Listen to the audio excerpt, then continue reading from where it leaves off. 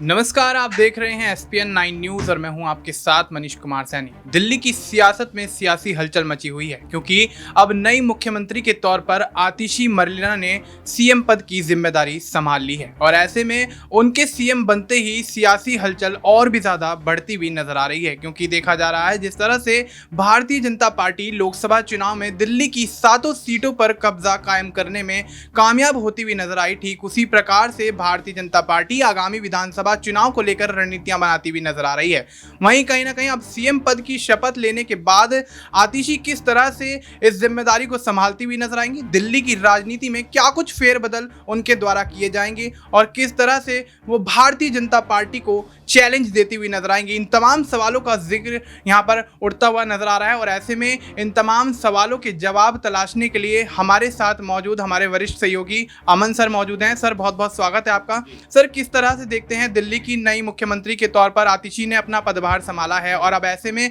Bharatiya Janata party को इससे कितना बड़ा चैलेंज मिलता हुआ नजर आएगा और आगामी विधानसभा चुनाव में भी क्या आम आदमी पार्टी के द्वारा आतिशी को सीएम के चेहरे के तौर पर दिल्ली की राजनीति में उतारा जाएगा, क्या कुछ लगता है आपको? देखिए, बिल्कुल। और जब अरविंद केजरीवाल जेल के अंदर थे उस वक्त लगातार बीजेपी के जो नेता थे यही बात कह रहे थे कि भाई एक मुख्यमंत्री अगर जेल के अंदर बंद है तो उसको अपने पद से रिजाइन कर देना चाहिए। पार्टी में और भी काबिल लोग हैं और भी लोग हैं जो पार्टी को आगे बढ़ा सकते हैं, लेकिन उसके बावजूद केजरीवाल जिस तरह से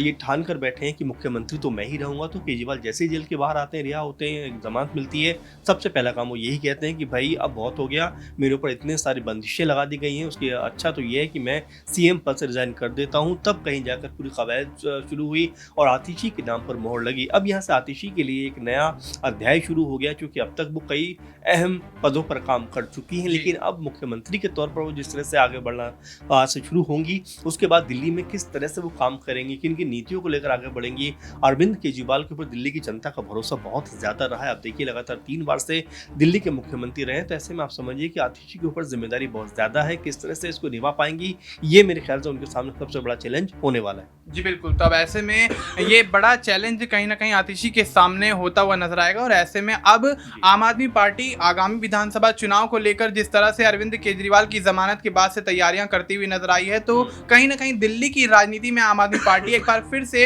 अपनी मजबूत पकड़ बनाने में कामयाब होती हुई नजर आ रही है। वहीं अब दिल्ली में नई मुख्यमंत्री के तौर पर आतिशी किस तरह से पदभार संभालेंगी, किस तरह से जिम्मेदारियों को संभालेंगी और क्या वो बड़े फैसले लेती हुई नजर आएंगी जिससे दिल्ली की राजनीति में एक बड़ा फेरबदल होता हुआ आम आदमी पार्टी के द्वारा नजर आएगा। सर, किस तरीके से देखते हैं कि अब कहीं ना कहीं विधानसभा चुनाव में ज्यादा समय नहीं रह गया है, भारतीय जनता पार्टी पूरी तैयारियां करती हुई नजर आ रही है और कहीं ना कहीं भारतीय जनता पार्टी एक कॉन्फिडेंस के साथ चल रही है कि जिस तरह से लोकसभा चुनाव में जीत दर्ज की, ठीक उसी प्रकार से दिल्ली में आगामी विधानसभा चुनाव में भी वो बाजी मारते हुए नजर आएंगे। तो अब क्या लगता है, क्या आम आदमी पार्टी एक बार फिर से आएगी या फिर आम आदमी पार्टी को एक बड़ा झटका लगेगा और भारतीय जनता पार्टी की सरकार बनती हुई नजर आएगी? देखिए, जाहिर बात है, लोकसभा चुनाव में लगातार 3 बार से अगर देखें तो बीजेपी यहाँ पर 7 की 7 सीटें जीतती रही है, लेकिन उससे बड़ी हैरानी की बात होती है कि इस जीत को वो कभी भी विधानसभा चुनाव में तब्दील नहीं कर पाई है। आप देखिए, लगातार उनकी जो पार्टी है वो कह सकते हैं कि अगर बीते इलेक्शन की बात करें तो 8 सीट जीतती है, उससे पहले इलेक्शन की बात करें 15 की तो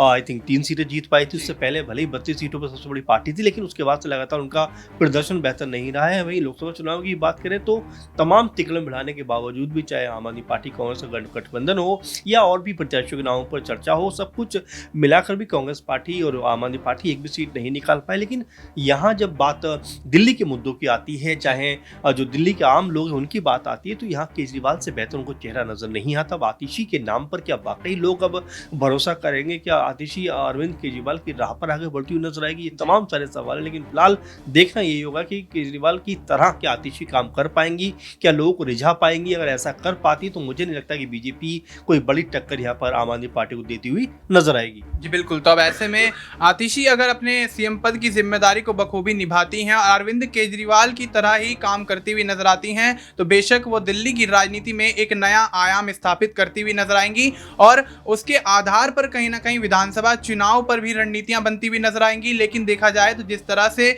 2 बार दिल्ली के अंदर आम आदमी पार्टी की सरकार बनती हुई नजर आई, ठीक उसी प्रकार से सरकार बनाने के लिए मनीष सिसोदिया, संजय सिंह आम आदमी पार्टी में और भी बड़े चेहरे हैं जो कि कहीं ना कहीं आम आदमी पार्टी के साथ चलते हुए नजर आ रहे हैं, और ऐसे में हरियाणा की कमान संभाल रहे हैं, दिल्ली की कमान संभाल रहे हैं। तो अब कहीं ना कहीं अब आतिशी के लिए एक बड़ा चैलेंज तो है, लेकिन देखा ना ये भी दिलचस्प होगा कि जिस तरह से लंबे अरसे से आम आदमी पार्टी से जुड़ी रही हैं, मनीष सिसोदिया के साथ उनकी सलाहकार के तौर पर काम करती हुई नजर आई हैं, ठीक उसी प्रकार से अब जिस तरीके से उनको जिम्मेदारी सौंपी गई है वो उसको किस तरह से निभाती है, और आगामी विधानसभा चुनाव को लेकर आम आदमी पार्टी किस तरह से भारतीय जनता पार्टी को चैलेंज देती है। क्योंकि अब तक यही देखा जा रहा है कि भारतीय जनता पार्टी दिल्ली के अंदर अपने आप को मजबूत करती हुई नजर आई है और तमाम चीजों को लेकर आम आदमी पार्टी को घेरती हुई नजर आई है। लेकिन सर अगर देखा जाए तो जिस तरह से आम आदमी पार्टी के तमाम नेता यहाँ पर मोर्चा संभालते हुए नजर आ रहे हैं, और आतिशी की कैबिनेट में यहाँ पर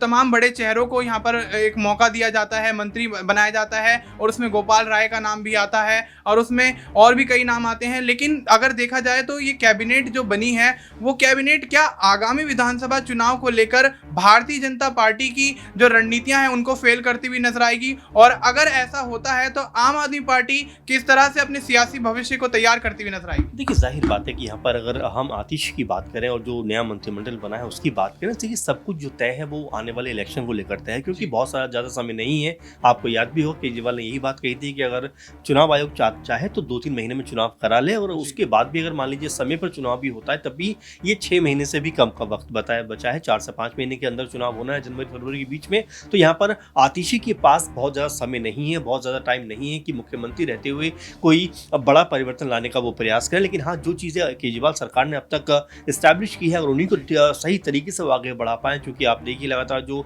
हम ज़मीन पर जाते हैं तो लोग यही बात करते हुए नजर आते हैं कि मुफ्त में महिलाओं के लिए बसें कर दी हैं, सिक्योरिटी अच्छी कर दी है, राशन का अच्छा इंतजाम कर दिया, यानी कि जो बेसिक मुद्दे एक आम आदमी के लिए होते हैं वो कहीं ना कहीं केजरीवाल की सरकार की तरफ से किए जाते रहे। इसीलिए आम आदमी का जो रुझान है या जो आम कॉमन मैन को जो रुझान है वो सीधे तौर पर केजरीवाल की तरफ दिखाई पड़ता है। इसी चीज़ों को अगर जो आतिशी आगे बढ़ा पाई तो आप ये मानकर चलिए कि यहाँ पर बीजेपी के लिए कोई स्कोप बचता नहीं है। लेकिन हाँ, अगर बीजेपी ने कोई बड़ा कार्ड खेल दिया, यानी कि महिला को अगर उतारा, तो यहाँ पर एक तरीके से आपस में एक जो है कंपटीशन बढ़ता हुआ नजर आएगा। लेकिन उसके बावजूद भी मुझे ऐसा लगता है मनीष की